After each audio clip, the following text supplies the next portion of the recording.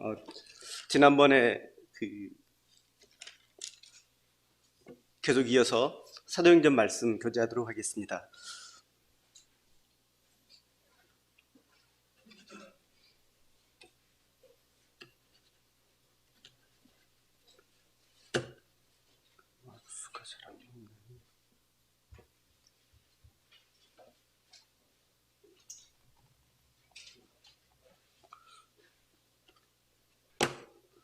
마우스가 잘 안 나오네.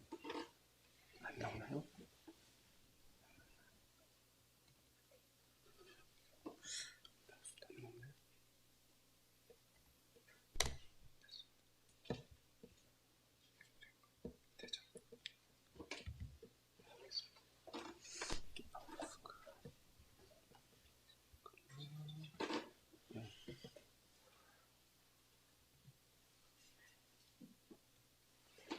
지금 마우스 잘 안 되네.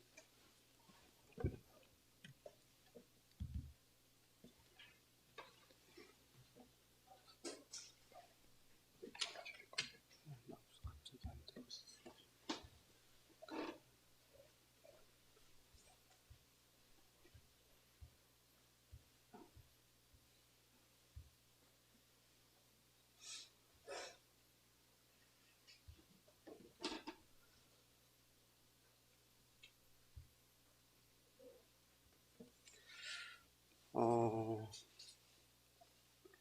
성경들 여행들 다들 좋아하시나요?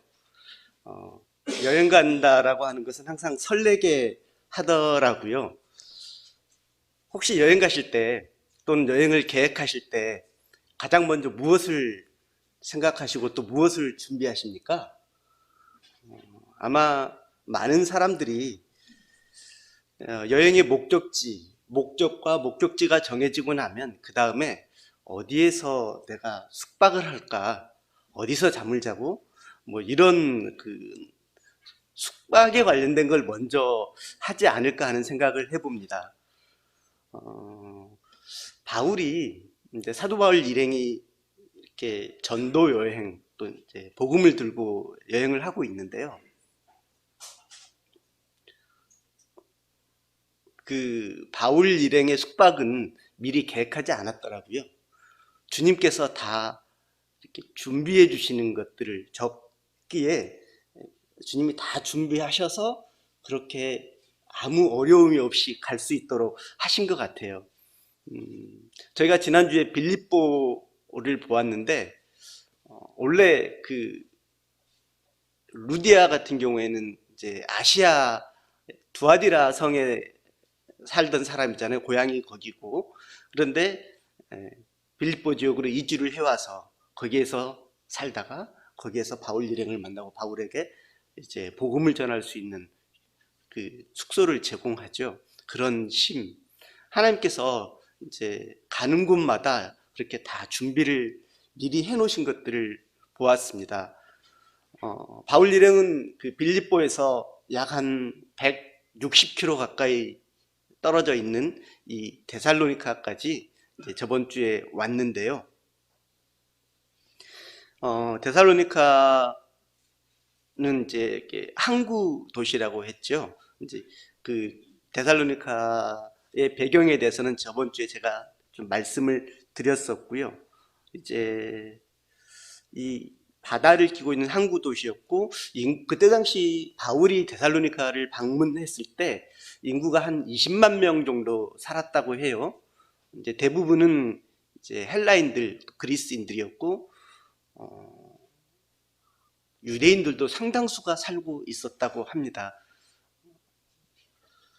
현대에도 보면 유대인들이 머리가 굉장히 비상하고 좋다고 하잖아요. 사업 수완이 굉장히 좋고 어려서부터 또 이렇게 그 교육을 잘 받아왔기 때문에 굉장히 사업 수완이 좋은 것으로 유명한데, 역시 그런 곳에서는, 대도시에서는 항상 유대인들이 뿔뿔이 흩어져 있지만 어떤 큰 영향력을 행사하면서 살았던 것 같습니다. 마찬가지로 이곳 데살로니가에서도 상당히 많은 유대인들이 거주하고 있었던 것으로 보여집니다. 바울 일행이 빌립보를 나와서 이제 바울과 실라와 디모데가 데살로니가까지 오게 되었는데요. 그 장면이 그 사도행전 17장 1절에 나와 있습니다. 이제 그들이 17장 1절을 보면 그들이 암비볼리와 아볼로니아를 다녀가 데살로니가에 이르니 거기 유대인의 회당이 있는지라. 바울은 이제 그 1차 전도여행에서도 그렇고 2차 전도여행도 물론 이제 빌립보에서는 회당이 없었지만 회당으로 먼저 가서 이 회당에서 그 이제 회당을 기준으로 해서 복음을 전하는데요. 회당은 어때요? 사람들이 대부분 이제 유대인의 회당이잖아요. 유대인들의 회당이고 그 회당에 유대인들이 모였고요. 또 유대인들뿐만 아니라 경건한 헬라인들도 같이 모였죠.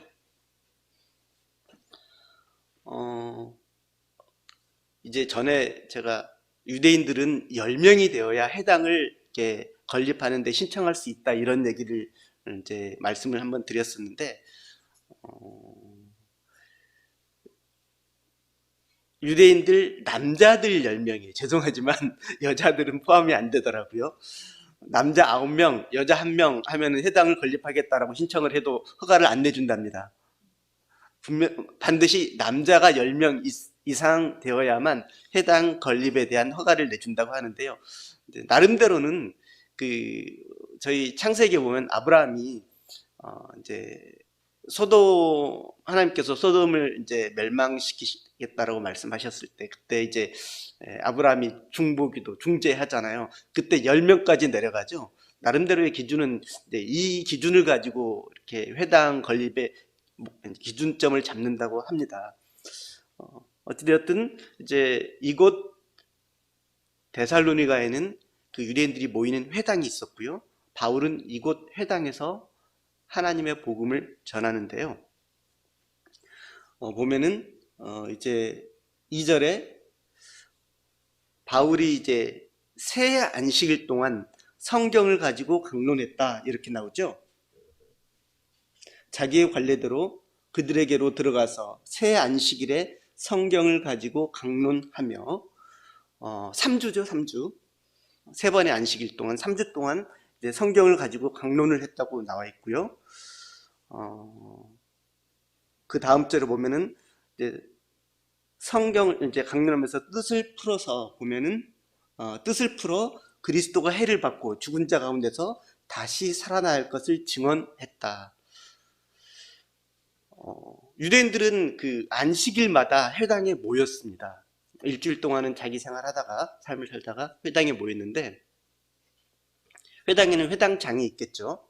그 회당을 관리하고 또 이제 이끄는 회당장이 이제 어떤 장로회 위치에 있는 사람일 수도 있고요. 회당장이 있고요. 그 회당장이 그냥 이렇게 앞에 나가서 회당장이 진행을 하고 설교하고 하는 게 아니라 회당장이 그 안식일에 갔다가 이렇게 둘러봐가지고 그 모인 무리들 중에 랍비라든가 또는 손님들 중에 성경을 강론할 만한 사람이 있는가를 찾아봐서 그 중에 사람을 정해서 회당장이 그 사람으로 하여금 그 사람을 세워서 말씀을 이제 강론하게 하는데 그냥 서서 그냥 쭉 설교하고 쭉 처음부터 끝까지 말하는 것이 아니라 그 사람 회당장이 성경을 읽어주고요. 그리고 회당장이 이제 이렇게 추천한 사람이 올라가서 강론할 때 모인 무리와 함께 그것을 이제 토론합니다. 질문하고 받고 질문하고 대답하고 이런 식으로 그 안식일에 설교가 이루어지는데 바울이 그 일을 지금 이곳에서 새 안식일 동안 했습니다. 바울이 그 기회를 얻었고요. 3주 동안 연속해서 계속해서 바울이 이제 회당에서 단순히 설교가 아니라 강론을 하죠. 뜻을 풀어서 성경을 해석하고 그리고 그들에게 증명하는 거죠. 토론하고 이것을 3주 동안 어떤 내용이었습니까? 방금 저희가 읽은 대로 그리스도가 해를 받고 죽은 자 가운데서 다시 살아나야 한다라고 하는 것을 그리스도의 부활을 바울이 이 회당에서 지금 3주 동안 계속해서 증명하고 토론하고 주장하고 있는 겁니다. 사도행전을 계속 보면서 들었던 생각이요. 바울이 1차, 2차, 3차 계속해서 복음을 전하고 바울 위에 또 많은 사도들이, 그리스도인들이, 많은 사람들이 계속해서 무엇을 하고 있는가 하면 예수 그리스도를 전하는데 예수 그리스도가 죽은 자 가운데서 죽으시고요. 우리 죄를 위해서 죽으시고 부활하셨다라고 하는 것을 계속해서 증거합니다. 예수 그리스도의 부활을 증거하는데 이 이후로도 바울이 계속해서 회당에서 증거하고 또 계속해서 변론하고 할 때 예수께서 살아나셨다라고 하는 것을, 죽은 자의 부활을 계속 증거합니다. 바울의 이 증거를 받고 어떻게 되죠? 경건한 헬라인의 큰 무리, 그리고 이제 기부인들 고난을 받고 바울과 실라를 쫓았다라고 말합니다.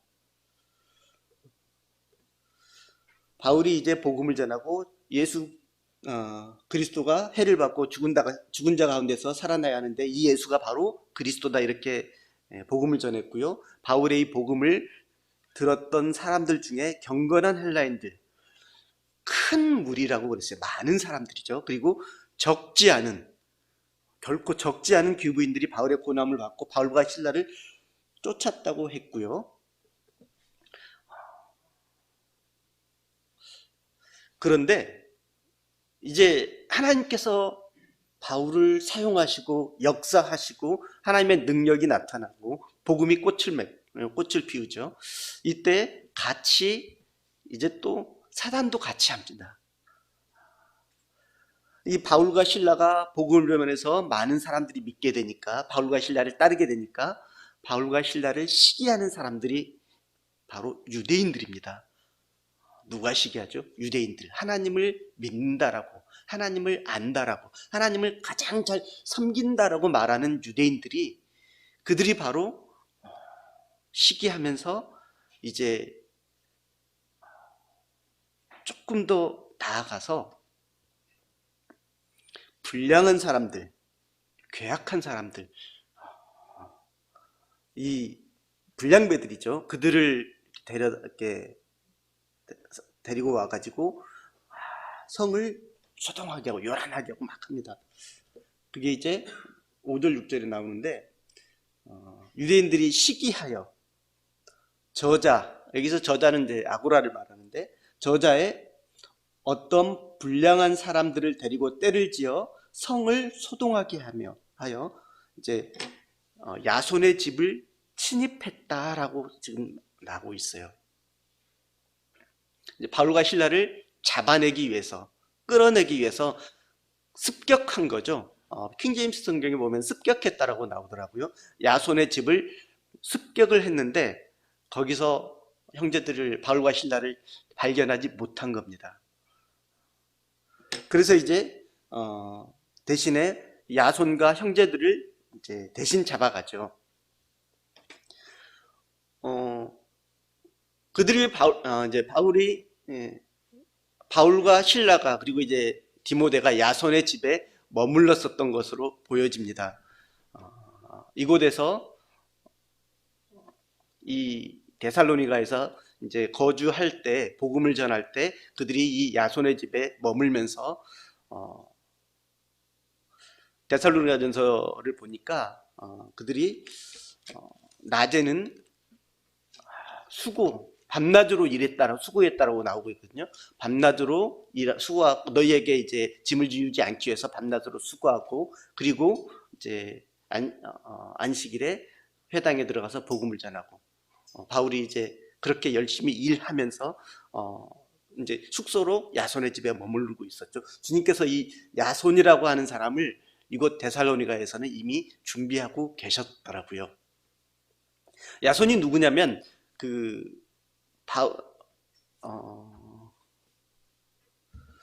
로마서에 보면 이제 나의 친족, 지역이라고 나와요. 그래서 바울의 친척인데 그가 이곳 데살로니가에 거주하고 있었고요. 바울은 이곳에서 야손을 만났고 야손의 집에서 숙소로 있으면서 하나님의 복음을 유대인들에게 전했습니다. 물론 바울이 새 안식일 3주 동안 이제 회당에서 복음을 전했지만 그가 이 데살로니가에서 3주 동안 머물렀는지는 잘 모르겠습니다. 바울이 디모데전서, 빌립보서에 이제 보낸 편지에 보면 빌립보 성도들에게 이제 뭐라고 얘기하냐면 내가 그 데살로니가에 있을 때 이제 나에게 쓸 것을 두 번이나 너희가 나에게 보내줬다라고 하는 기록이 있는데요.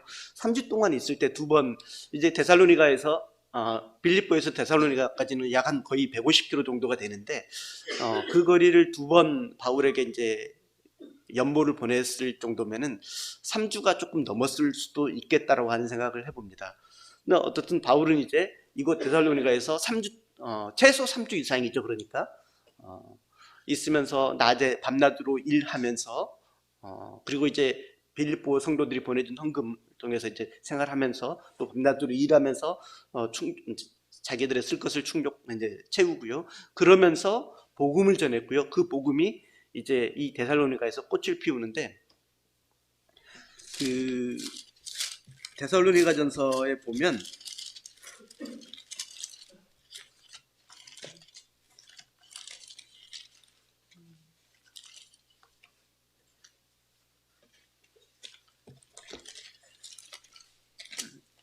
데살로니가전서 1장에 보면 이런 말씀이 있더라고요. 1장 9절에 보면 이제 이거는 데살로니가전서는 이제 바울이 그 데살로니가 성도들에게 보낸 편지이고요. 이 편지는 바울이 이제 고린도에서 보낸 첫 번째 편지이거든요. 1장 9절에 보면 뭐라고 나오냐면 이제 그들이 우리에 대하여 스스로 말하기를 우리가 어떻게 너희 가운데 들어갔는지와 너희가 어떻게 우상을 버리고 하나님께로 돌아와서 살아계시고 참되신 하나님을 섬겼는지와 이렇게 기록하면서 원래 이제 이 데살로니가 지역은 그리스 지역이잖아요. 그리스 지역 하면은 그리스 전 지역이 사실은 이 우상의 도시, 그리스 로마 신화를 기억하실 겁니다. 아주 수많은 우상들이 있는 그런 우상의 도시인데 이 데살로니가 있던 사람들이 처음부터 경건했다라고 보여지진 않거든요. 왜냐하면 여기 보면 너희가 처음에는 너희가 우상을 버리고 어떻게 우상을 버리고 하나님께 돌아왔는지 이렇게 기록하고 있습니다. 그래서 그들이 우상을 버리고 하나님께로 돌아왔다라고 하는 것은 바울의 복음 전함을 듣고 그들이 마음이 바뀌었고요. 바울을 따랐다라고 보여지는데 그렇게 이제 그들이 전에는 우상을 섬기는 하나님의 그 가증한 하나님께서 싫어하시는 그러한 곳에 속해 있었다면 그들이 이제 복음을 듣고 이제 하나님 앞으로 돌아와서 이제 바울은 데살로니가 전서를 기록할 때 그 데살로니가 성도들에게 정말 그 감사와 또 기쁨과 그들이 고난 가운데서 또 이제 보면 바울과 실라가를 붙잡기 위해서 이제 유대인들이 야손의 집을 습격했잖아요. 그러한 이제 어려움 가운데 있었던 그 데살로니가 교회를 보면서 이제 바울이 데살로니가 전서를 이렇게 편지를 보내거든요. 이제 마음이 굉장히 애틋했겠죠.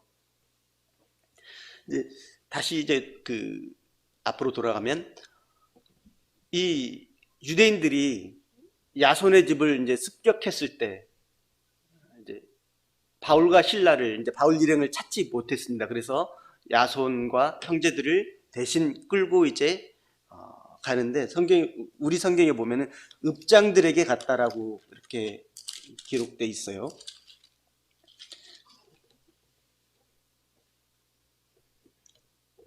형제들을 끌고 읍장들 앞에 가서 이렇게 이제 그 사도행전 17장 6절에 기록하고 있습니다. 데살로니가는 인구가 한 20만 정도, 그때 당시 바울 당시 20만 정도 된다고 그랬죠. 그리고 이 데살로니가는 이제 로마의 식민지이지만 프리시트라고 그 우리 이제 자치 뭐 지방자치 이런 표현을 쓰잖아요. 이 데살로니카는 이제 그 도시 자체가 이제 그 자치권이 주어진 허용된 그런 도시였습니다. 그래서 로마에 세금은 내지만 기본적으로 도시를 운영하는 것은 이제 그쪽에서 이제 읍장들이라고 하는 표현이 다른 데는 나오지 않는데 읍장들에 의해서 다스려지는 어느 정도의 자유가 허용된 그런 도시였습니다. 다른 이제 도시들과는 좀 다른 부분이죠. 세금은 냈죠, 대신에. 그래서 이제 어떻든 그러다 보니까 로마의 어떤 그 눈치 이런 것들을 안 볼 수는 없는 그런 도시였습니다. 읍장들에게 끌고 가서 바울 일행을 찾지 못한 이 이제 유대인들이 그 야손과 형제들을 이제 끌고 가면서 그들을 이제 이제 모함하는 거죠. 그리고 이제 하는 말이 6절 하반절에 보면 천하를 어지럽게 하던 이 사람들이 여기도 이름에 이렇게 이제 읍장들에게 말을 합니다. 천하를 어지럽게 하던 이 사람들이 여기도 이름에 야손이 그들을 맞아들였도다. 이 사람들이 다 가이사의 명을 거역하여 이제 다른 임금 곧 예수라 하는 이가 있다 하더이다. 이렇게 이제 고소합니다. 킹 제임스 성경에는 세상을 뒤집어 엎은 사람들이 이제 여기에 이르렀다 이렇게 기록을 했더라고요. 천하를 어지럽게 하던 이 사람들을 세상을 뒤집어 엎은 사람들이다라고 이제 말을 하더라고요. 그렇게 기록을 하고 있습니다. 맞죠? 세상을 뒤집어 엎은 사람들이고 천하를 이제 예수 그리스도로 복음으로 뒤집어 엎은 사람들이잖아요. 여기서 이제 이렇게 고소를 하고 그리고 바울 일행을 못 찾았기 때문에 이제 보석금을 받고 이제 야손과 형제들을 이제 풀어주게 되고요. 여기서의 이제 어려움 때문에 그리고 이제 이 습격한 부분들 이런 부분들 때문에 바울 일행은 이제 더 이상 이 데살로니가에서 복음을 전하기가 어려워집니다. 그래서 그들이 이제 밤에 데살로니가를 떠나서 그 다음 지역인 베레아로 가게 되는데요. 비록 이제 어둠을 틈타서 이제 어두울 때 도망가는 거죠, 사실은. 물론 1차 전도행 때도 계속 도망가고 피해가고 그랬잖아요. 여기서도 이제 데살로니가에서도 바울 일행은 도망가게 됩니다, 밤에. 더 이상 그곳에서 복음을 전할 수 없기 때문에 도망을 가는데 밤에 가지만 또 도망을 가지만 그러나 데살로니가전서 1장에 보면 이제 바울의 마음이 잘 나와 있는데요. 이 1장 6절부터 8절에 있는 말씀도 바울의 마음이 어떤지가 잘 나와 있어요. 비록 거기에서 유대인들의 어떤 모함을 받고 습격을 받고 또 어려움과 환난 가운데 있지만 데살로니가에서 복음을 들었던 이제 성도들이 환난 가운데서 잘 생활하는 것에 대한 기쁨 이런 것들이 잘 나타나 있죠. 그래서 비록 도망은 가지만 데살로니가에서 베레아까지는 한 75km가 조금 넘거든요. 밤에 급하게 가지만 그러나 바울의 마음은 또 바울 일행의 마음은 한쪽에는 어느 기쁨 또는 뿌듯함 이런 것들이 있지 않았을까 하는 생각을 해봅니다. 데살로니가 교회가 어땠는지 한 번 더 보면 우리 이제 고린도전서에 보면은 이제 그 사랑 13장에 보면 사랑장이라고 하잖아요. 이제 그리고 거기에 믿음, 소망, 사랑에 대해서 나오고요. 그런즉 그 중에 제일은 사랑이다라는 말씀이 나오는데 바울이 데살로니가 교회를 향해서 이제 편지를 보낼 때 했던 말이 이제 1장에 보면 너희 믿음의 역사와 사랑의 수고와 그리고 우리 주 예수 그리스도에 대한 소망의 인내 이제 이것을 말하는데 이것을 너희가 끊임없이 기억했다 이렇게 얘기하고 있더라고요. 믿음의 역사 데살로니가 교회가 믿음의 이제 믿음의 역사 믿음이 따르는 행동 행위 그리고 이제 사랑의 수고와 또 이제 소망의 인내를 가지고 그 형제 사랑을 계속한 거에 대해서 바울이 아주 기뻐하고 칭찬하는 모습이 그대로 나와 있습니다. 그렇기 때문에 비록 어두울 때 또 급하게 이렇게 도망쳤지만 그러나 바울의 마음은 데살로니가 성도들을 향한 그 기쁨이 충만했으리라고 생각을 해보게 됩니다. 이제 바울 일행은 데살로니가를 떠나서 약 75km가 조금 넘는 베레아까지 이동하게 됩니다. 아마 한 하루가 넘게 걸렸을 것으로 생각을 해보고요.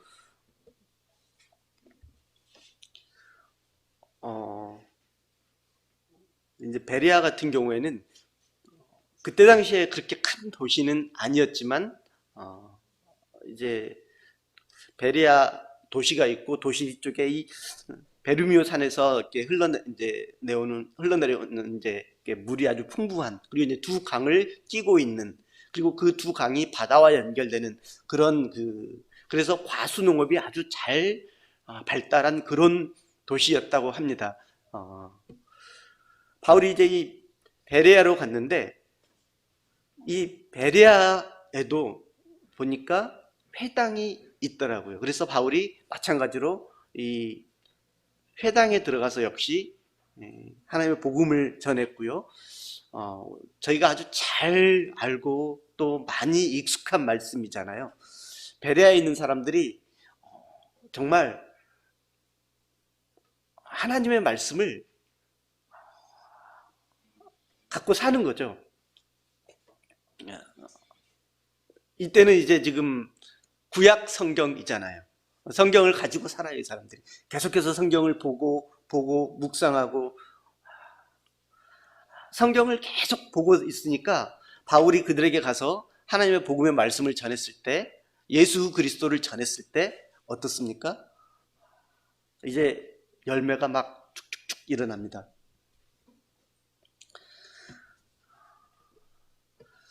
이제 그 사람들이 간절한 마음으로 말씀을 받고 또 이 말씀이 정말 그런가 하여 날마다 성경을 묵상하고 상고하고 그렇기 때문에 그 중에 믿는 사람이 많고 또 헬라의 기부인들 또 남자들이 적지 않다라고 기록하고 있습니다.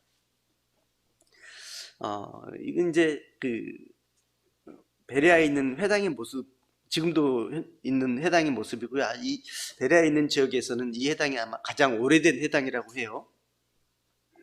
이곳에서 바울이 복음을 전하고 많은 사람들이 그 복음의 열매를 맺고 이제 그 꽃을 피우고 하나님의 말씀을 상고하고 그렇습니다.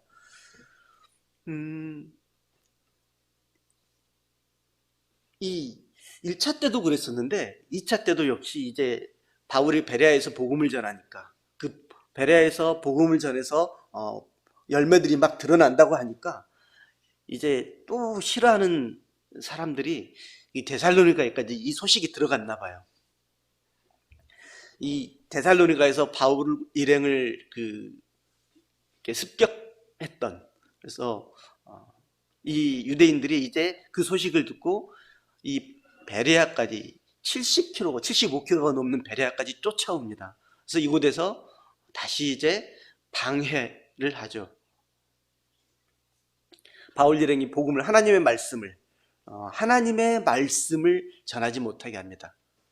유대인들은 바울이 하나님의 말씀을 베레아에서도 전하는 줄 알고 그래서 이제 하나님의 말씀을 전하지 못하게 이곳 베레아까지 와서 거기서도 이제 소동을 일으키죠. 이곳에서 역시 이제 바울은 또 쫓겨서 도망가듯 다시 갑니다. 베레아에서 바울은 이제 급하게, 역시 이곳에서도 급하게 혼자서 도망을 가고 실라와 디모데는 이곳 베레아에 남겨둡니다. 정말 이 보면서요, 정말 하나님의 말씀을 전해야 알고 있는 사람들이, 하나님을 섬긴다고 하는 사람들이 계속해서 해방하는 것들이 계속 마음에 걸리더라고요.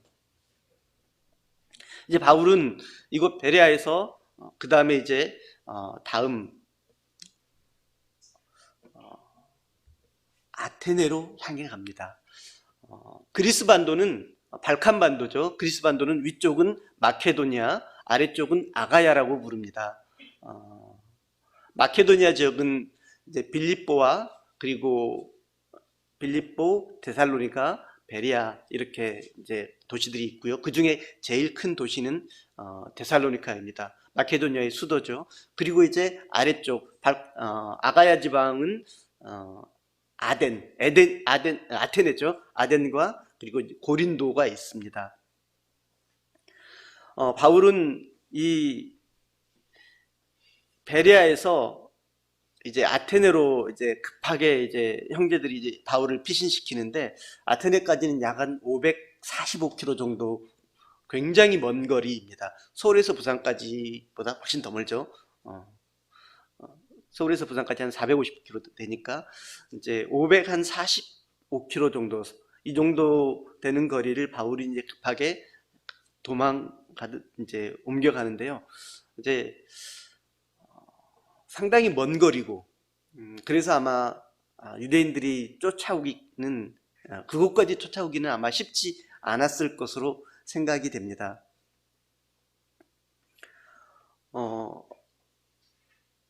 베레아에서 형제들은 이제 바울을 배를 태워서 아테네까지 보냅니다.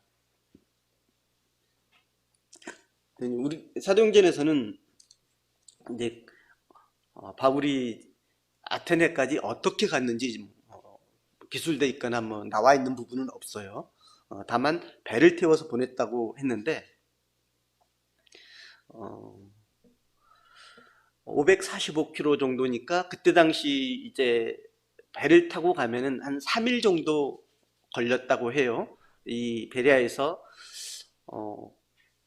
베레아는 이제 그 도시 자체는 이제 내륙에 있었고요. 거기에서 두 강을 끼고 바다까지 나갔다가 바다에서 다시 큰 배를 타고 이제 아덴까지 가는 그 일정이었는데요.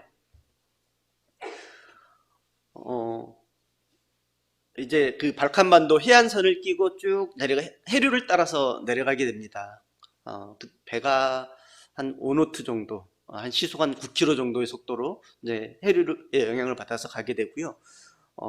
가는 루트는 그 발칸반도 서편에 있는 에비아 섬, 그리스에서 크레타 섬 다음으로 두 번째로 큰 에비아 섬이 있는데, 이 배가 지나가는 항로는 이 마게도냐 이제 본토와 그리고 에비아 섬 사이, 그게 이제 이렇게 그 섬 사이로 이렇게 바닷길이 나 있고 해류가 흐르는데, 이제 그 지역이 이제 해류의 영향에 의해서 굉장히 조금 빠른 속도로 갈 수 있는 항로이고요. 이제 그 에비아 섬에 할키스라고 하는 도시가 있는데, 그 도시를 지나는 항로. 그래서 아덴까지 그렇게 해서 가는 게 가장 빠른 길이라고 해요. 그래서 한 3일 정도 걸리는 거리를 이제 바울은 이동한 것으로 생각을 해봅니다.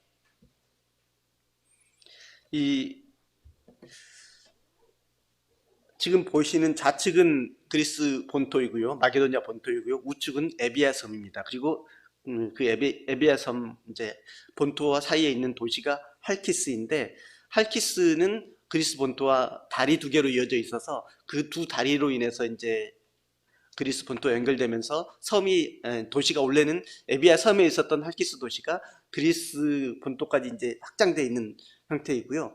이 할키스 도시와 그리스 본토를 이어가는 이 줄을 따라서 가는 게 항로고요.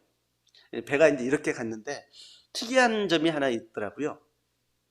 이 할키스 섬과 그리스 본토를 이어가는 이제 여기를 에오리포스 해협이라고 하는데, 보통 우리가 하루에 밀물과 썰물은 하루에 2번 일어나죠.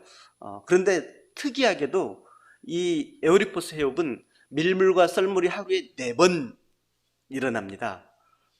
원인은 몰라요. 지금도 이 원인에 대해서는 이제 과학자들이 밝혀내기려고 했지만 이제 왜 그러는지는 모른다고 합니다. 아직까지는. 그러나 이곳은 밀물과 썰물이 하루에 4번 일어났고요. 그렇기 때문에 이 해협을 통과할 때는 물때를 맞추는 것이 굉장히 중요하다고 합니다. 하루에 4번 남쪽과 북쪽으로 이게 방향이 바뀌기 때문에 물때를 잘 맞춰야만 이곳을 통과할 수가 있고요. 또 이 해협이 아주 좁기 때문에 여기를 통과할 때는 굉장히 빠른 속도로 통과할 수 있다고 해요. 그래서 이제 바울은 이곳을 지나서 아덴까지 가게 됩니다.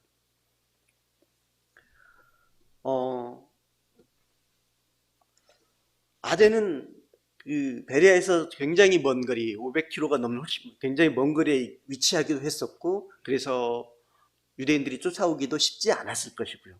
또 아덴 같은 경우에는 바울에게 있어서는 이제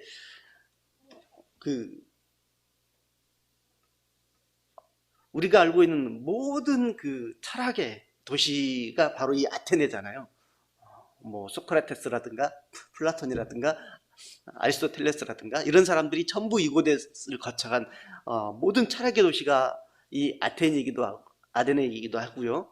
또 그 온갖 우상들의 신전이 있는 그런 곳이기도 하죠. 이 아테네가. 그래서 바울이 이제 아테네 갔을 때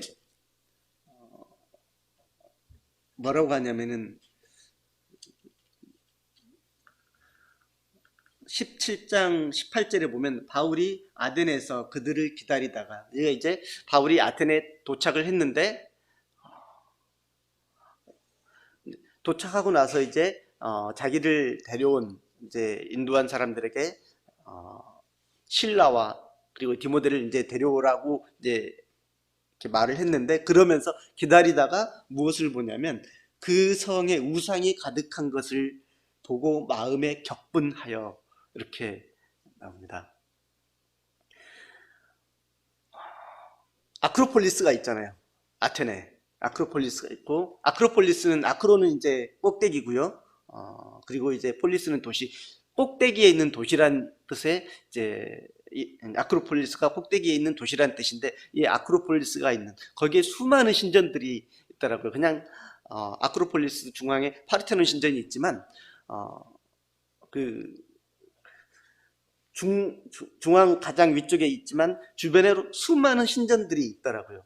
많은 신전들 그리고 우상을 섬기는 그 우상의 도시. 바울이 얼마나 격분했겠습니까? 제가 처음 시작할 때도 이제 말씀드렸지만은 바울이 이제 그 마가 요한을 데리고 가는 부분에서 그 바나바와 다툴 때 동일한 표현, 심히 다툰 그 표현이 바로 여기에 격분한 표현과 동일하다고 했었죠. 그래서 바울이 2절에 보면 회당에서는 유대인과 경건한 사람들과 또 장터에서는 여기서 이제 우리 성경은 장터로 되어 있지만 아고라입니다. 장터에서는 날마다 만나는 사람들과 변론했다라고 말합니다. 구글러스로 보는 거고요. 파르테논 신전과 그리고 이제 바울이 17장 이어서 나오는 아레오바고 언덕이 나오는데요. 이 바울이 이곳에서 경건한 유대인들과 경건한 사람들과 장터에서 만나는 사람들마다 변론합니다. 만나는 사람들마다 붙잡고 말을 합니다.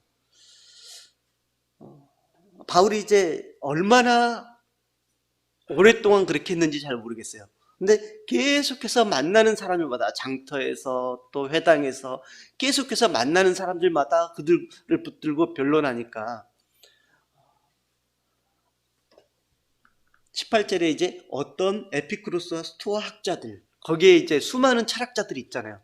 우리들이 이제 잘 아는 이 그 에피쿠로스와 스토아 철학자들이 이제 바울이 전하는 그 말을 굉장히 이제 그들의 이목을, 관심을 끄는데 이제 성공한 거죠. 즉, 그들이 이제 관심을 끌고, 그래서 바울에게 이제 그것을 네가 전하는 것이 무엇인지 궁금해하고, 그래서 결국은 바울을 데리고 이 아레오바고로 가게 됩니다.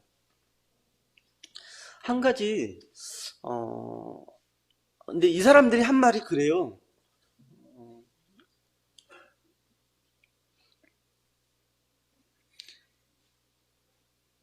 이제 볼까요? 그 18절에 보면 이제 아까 그 에피크로스와 스토아 철학자들도 바울과 그 쟁론할 때 어떤 사람은 이르되 이 말쟁이가 무슨 말을 하고자 하느냐 하고, 어떤 사람은 이르되 이방 신들을 전하는 사람인가 보다 하니 이는 바울이 예수와 부활을 전하기 때문이러라. 그를 붙들어 아레오박으로 가며 말하기를 네가 말하는 이 새로운 가르침이 무엇인지 우리가 알 수 있겠느냐. 내가 어떤 이상한 것을 우리 귀에 들려주니 그 무슨 뜻인지 알고자 하노라. 이제 그 아레오박으로 이렇게 바울을 데리고 가거든요. 아레오박으로는 이제는 파르테논 신전 앞에는 평평하고 넓은 큰 바위이고, 그대로부터 재판이나 중요한 일을 결정할 때 이 아레오바고에 모여서 그 이제 그러한 일들을 했는데, 바울이 이 계속해서 쟁론하고 주장하는 것들이 워낙 특이하니까 이게 우리만 들을 게 아니라 많은 사람들이 같이 들으면 좋겠다라고 생각을 하고 바울을 데리고 이제 아레오박으로 갑니다. 근데 이제 한 가지 저는 이 말씀 보다가 들었던 생각이 뭐였냐면요, 이 아덴에도 보면은 17절에 보면 회당이 있었잖아요. 회당에는 유대인과 이렇게 나오잖아요. 이곳에도 회당이 있었거든요. 즉 회당이 있었다라는 말은 유대인들이 최소한 10명이 넘는 상당히 많은 유대인들이 거주하고 있었다는 거고요. 그 유대인들은 어디를 가나 독특한 유일신 사상, 여호와를 믿으면서 독특한 어떤 자기들만의 어떤 문화를 계속해서 이어가는데, 그런데 바울이 전한 복음에 대해서 전혀 들어보지 못한 새로운, 그렇게 이야기하죠. 물론 예수와 부활에 대해서는 그들이 새로운 것일 수 있지만 여호와라고 하는 신에 대해서는 새롭다라고 말하기는 좀 어려울 것 같아요. 그런데 17장 내용을 쭉 계속해서 보면 하나님에 대해서 전혀 알지를 못해요. 이 사람들이 전혀 몰라요. 바울은 이 아레오아고에서 이제 하나님을 전혀 모르는 사람들에게 이제 하나님에 대해서 소개합니다. 그게 이제 22절 이후부터 이제 쭉 상당히 긴 내용으로 이제 이방인을 위한 설교로 나오는데요. 아덴 사람들아, 너희를 보니 범사에 종교심이 많도다라고 이제 시작하면서, 내가 두루 다니며 너희가 위하는 것들을 보다가 알지 못하는 신에게라고 새긴 단도 보았으니, 이 우상이 난무한 이곳, 수많은 신들을 이제 가지고 있는 이곳, 별별 신들이 다 있죠. 사람이 생각할 수 있는 신들이 다 있습니다. 뭐 사랑의 신도 있고 전쟁의 신도 있고 질투의 신도 있고 무슨 신 별별 신들이 다 있어요. 정말 많은 신들이 다 있고 그 신전들이 다 있는데, 여러 신전들이 있는데 그 중에 바울이 본 것이 뭐였냐면 알지 못하는 신에게 많은 신들을 만들어 놓고, 많은 그들의 신전을 만들어 놓고, 또 그 신전에 계속해서 이제 그 뭐 헌물이죠. 헌물을 이렇게 하고, 그렇게 해야 이제 복을 받는다고 생각을 하고, 그렇게 하던 사람들이 혹시나 놓치는가 싶어서, 혹시나 우리가 모르는 신이 있을까 싶어서 알지 못하는 신에게라고 하는 단도 만들어 놓고 있는 것을 바울이 보고, 너희가 알지 못하던 이 신이 바로 하나님이다라고 쭉 소개합니다. 바울이 이제 이 아레오파고에서 상당히 긴, 그러면서도 이제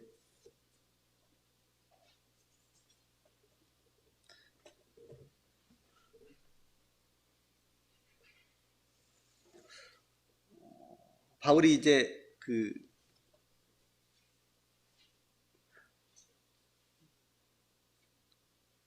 하나님에 대해서 쭉 설명을 했고요. 보면은 그 이제 31절에 보면 이제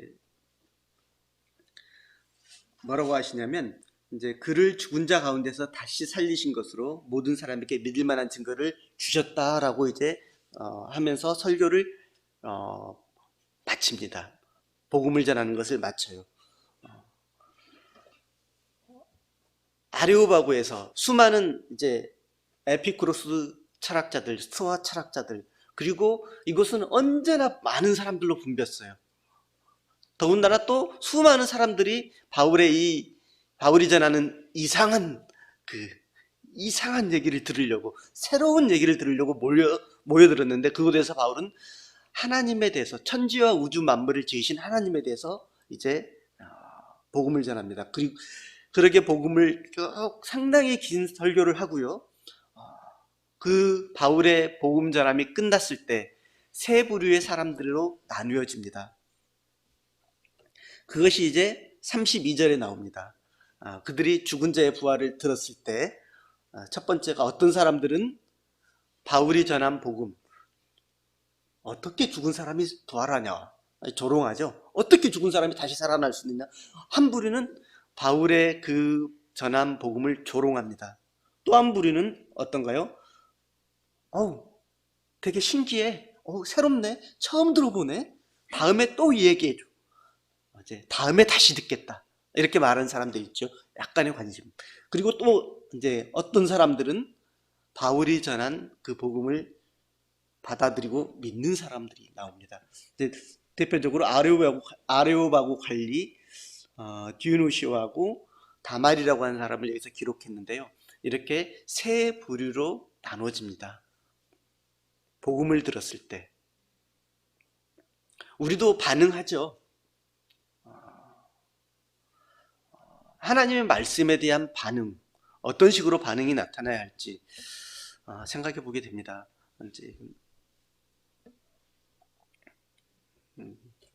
바울은 이곳에서 이제 여기까지 복음을 전하고, 그리고 몇몇 사람들이 여기서 믿고, 그리고 이제 바울은 그 다음으로 이동하게 됩니다. 바울의 마음이 어땠을지 한번 생각도 들더라고요. 그가 이제 바울이 이제 마지막에 이제 로마로 이렇게 붙잡혀 가기 직전 잡혔을 때 바울을 향해서 베드로가 그러잖아요. 바울아, 네가 미쳤도다. 네 많은 지식이 너를 미치게 한다, 이렇게 말하잖아요. 바울은 다소에서 정말 학문적으로도 뛰어난 사람이잖아요. 배운 것들도 정말 수많은 지식을 가지고 있는 바울이잖아요. 그 바울이 엄청난 지식으로 가득 쌓여 있는 이 아테네에서, 거대한 그 파르테논 신전 앞에서 바울이 하나님의 복음, 하나님을 증거했습니다. 비록 많은 사람들이 믿지는 않았지만 몇몇 열매들이 있었죠. 바울이 아덴에서 이렇게 복음을 전하는 것들을 생각할 때 어떻게 하나님의 말씀을 받아들여야 될지, 그리고 이미 하나님의 말씀을 받은 우리가 어떻게 해야 할지, 그냥 침묵하면 안 되잖아요. 가만히 있으면 안 되잖아요. 그런 것들을 생각해 보는 그 바울의 아덴에서의 복음 전함이었습니다. 오늘은 여기까지 하겠습니다.